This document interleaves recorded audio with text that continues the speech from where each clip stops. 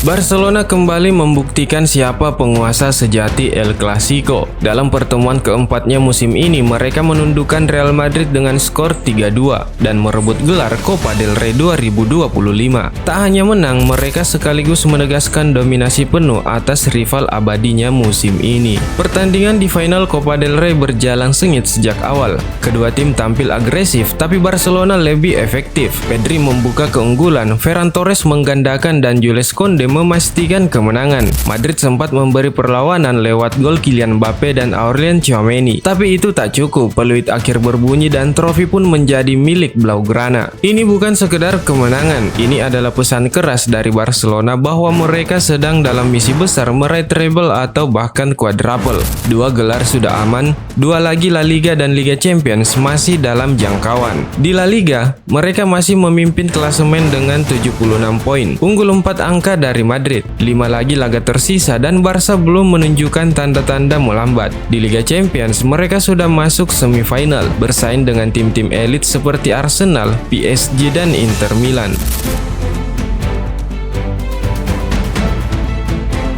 Sebaliknya, Real Madrid makin terdesak setelah tersingkir di Liga Champions dan gagal di Copa del Rey. Satu-satunya harapan mereka hanyalah La Liga, itu pun tipis. Jika Barcelona berhasil menyapu bersih sisa musim, Madrid akan mengakhiri musim tanpa satupun trofi. Lebih menyakitkan lagi, ini akan menjadi musim nirgelar yang ditutup dengan dominasi total dari rival terbesar mereka. Awal tahun lalu, Madrid sudah lebih dulu dihantam Barcelona di final Piala Super Spanyol dengan skor telak 2-5. Sekarang, luka itu makin dalam dan musim belum selesai. Final Copa del Rey 2025 berakhir bukan hanya dengan kemenangan Barcelona atas Real Madrid, tapi juga drama besar di menit-menit terakhir yang memalukan bagi tim ibu kota. Real Madrid tak hanya kalah, mereka juga kehilangan kendali. Pertandingan memang berlangsung sengit sejak awal, namun drama sesungguhnya terjadi di ujung laga, tepatnya di menit ke-120+3. Ketegangan yang selama ini terpendam akhirnya meledak. Semua bermula saat Kylian Mbappe terlihat tidak sengaja mengayungkan lengannya ke wajah bek tengah Barcelona, Eric Garcia. Wasit Ricardo de Burgos langsung meniup peluit tanda pelanggaran, dan seketika emosi pemain Real Madrid meledak. Lucas Vazquez dan Vinicius menyerbu ke lapangan. Vazquez melambaikan tangan dengan agresif ke arah wasit, sementara Antonio Rudiger yang sudah ditarik keluar melempar es batu dari pinggir lapangan ke tengah. Jude Bellingham ikut dalam keributan, melontarkan protes keras. Akibatnya, wasit mengeluarkan 3 kartu merah sekaligus untuk Rudiger, Vazquez, dan Bellingham. Ironisnya, 2 dari mereka bahkan bukan pemain aktif di lapangan saat itu. Kekalahan dari Barcelona di final Copa del Rey menjadi simbol dari malam suram Real Madrid. Alih-alih memperjuangkan trofi, mereka justru meninggalkan jejak buruk dalam salah satu laga terpenting musim ini. Kini, Rudiger terancam sanksi berat dari federasi setelah dilaporkan melempar benda dari area bangku cadangan ke dalam lapangan. Sehari sebelum laga final dimulai, Real Madrid memang sempat buka suara soal wasit yang akan memimpin jalannya pertandingan. Melalui siaran Real Madrid TV, mereka secara terbuka mengkritik wasit yang ditunjuk memimpin pertandingan. Tayangan itu menuduh sang wasit berat sebelah dan punya kecenderungan memihak ke Barcelona. TV resmi Real Madrid itu beralasan sudah mendapat informasi kredibel dan hak klub untuk menganalisis keputusan wasit. Tekanan psikologis pun dimulai, bahkan sebelum bola menyentuh rumput. Tuduhan itu bukan tanpa dampak. Tekanan kepada wasit tersebut melampaui batas profesional. Keluarganya ikut terseret, bahkan anaknya menjadi korban perundungan di sekolah hanya karena ayahnya dipercaya memimpin final El Clasico. Terkait hal tersebut, Djibril Cissé selaku mantan pemain timnas Prancis dan Liverpool mengecam tindakan Real Madrid tersebut. Pria berusia 43 tahun itu merasa Madrid menjadikan permasalahan wasit sebagai antisipasi kekalahan telak.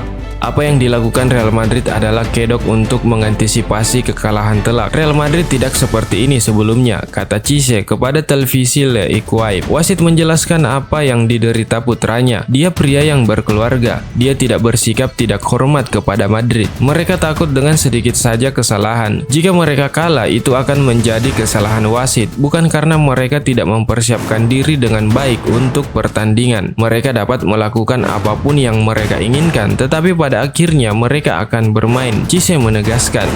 Kritik Cisse menggambarkan apa yang banyak dirasakan penonton netral, bahwa Real Madrid gagal menerima kekalahan dengan kepala tegak. Sebaliknya, mereka meninggalkan jejak buruk dalam salah satu pertandingan terbesar musim ini. Tak sampai di situ, Real Madrid juga bikin keputusan penting. Real Madrid tidak hadir dalam sesi jumpa pers sebelum pertandingan. Padahal itu adalah agenda resmi yang merupakan rangkaian kegiatan di final. Real Madrid juga membuat keputusan untuk tidak mengambil sesi latihan resmi di Stadion Olimpico Sevilla. Real Madrid juga membatalkan agenda makan malam resmi yang dijadwalkan. Untuk diketahui, pada musim 2020-2021 Real Madrid berakhir sangat buruk. Madrid kala itu menutup musim dengan tangan kosong, tak satupun trofi mereka raih. Di saat yang sama, dua rival mereka justru berpesta. Atletico Madrid juara La Liga, sementara Barcelona mengangkat Copa del Rey. Kekalahan Madrid waktu itu menjadi pukulan telak, terutama bagi Zinedine Zidane dan skuadnya, yang harus menanggung malu sebagai satu-satunya dari tiga raksasa yang pulang tanpa hasil. Dan kini, sejarah itu tampaknya bersiap terulang. Setelah tersingkir di Liga Champions dan kalah di final Copa del Rey, Madrid tinggal bergantung pada La Liga. Tapi peluang itu pun mulai menipis, dengan Barcelona masih memimpin klasemen dan tampil konsisten. Musim 2024-2025 belum berakhir, tapi arah ceritanya sudah mulai jelas. Barcelona tampil sebagai tim yang solid, ambisius, dan bermental juara. Sementara itu, Real Madrid harus menghadapi kenyataan. Mereka bukan hanya kalah dalam skor, tapi juga dalam sikap. Sepak bola memang tentang menang dan kalah, tapi cara menghadapi keduanya adalah cerminan sejati dari kebesaran sebuah klub. Jika musim ini benar-benar berakhir tanpa trofi, itu bukan sekedar kegagalan, tapi pengulangan luka lama yang belum benar-benar sembuh sejak 2021.